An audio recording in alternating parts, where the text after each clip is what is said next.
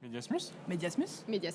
J'ai fait un bachelor en sociologie à l'Université de Genève et ensuite j'ai fait le master en journalisme et communication. Maintenant, je suis toujours dans l'Institut Media Lab vu que je suis assistante d'enseignement et de recherche au sein de l'Institut. Alors ma première motivation pour partir c'était l'anglais parce que je voulais avoir des cours en anglais, être donc immergée dans la langue pour améliorer mon niveau. Alors j'ai choisi donc parce que les cours étaient en anglais, donc je pouvais partir ou à Helsinki ou à Uppsala. Et par rapport au programme d'études, à Uppsala ils avaient un master en digital media. Et donc c'est ça en fait qui a fait que j'ai plutôt choisi Uppsala. Alors ma première impression, j'ai été assez surprise parce que je ne m'attendais pas à autant de différences par rapport à Genève. Tout était vraiment différent. Au début, oui, parce que par exemple le premier cours, on devait tout de suite faire des groupes et tout le monde parlait suédois. Et du coup, personne ne voulait se mettre avec moi parce que personne ne voulait faire son travail en anglais. Alors, il y avait beaucoup moins de cours, c'était surtout des cours théoriques. L'organisation, elle était aussi différente en fait, on faisait un mois par cours.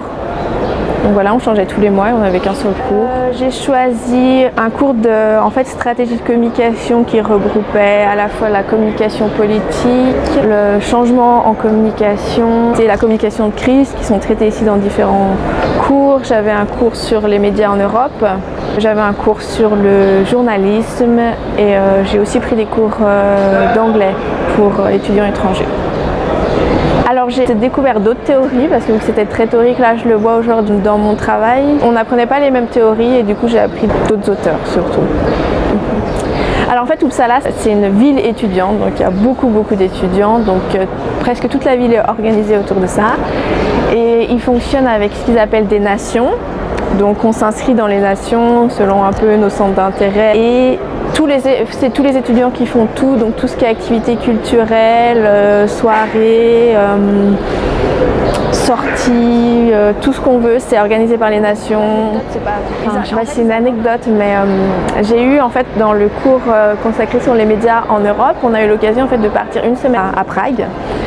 Et dans cette semaine, on a visité des médias dans le pays et après, donc, ils nous racontaient leur histoire en anglais, puis après, ils nous distribuent leurs journaux et puis tout était en tchèque. Et du coup, entre le suédois et le tchèque, c'était très dépaysant et puis c'était vraiment sympa de voir que les problématiques n'étaient pas du tout les mêmes. Je dirais que c'est une expérience qui est, je pense, assez unique. Quand on rentre dans le monde du travail, on a quand même moins l'occasion. Et je pense que c'est vraiment une bonne idée de profiter de cette opportunité et puis de partir. À mon retour, j'ai dû me réacclimater, en fait. Donc je ne peux pas dire que des fois ça a été un peu plus dur parce que j'ai loupé des parties de cours, des choses comme ça.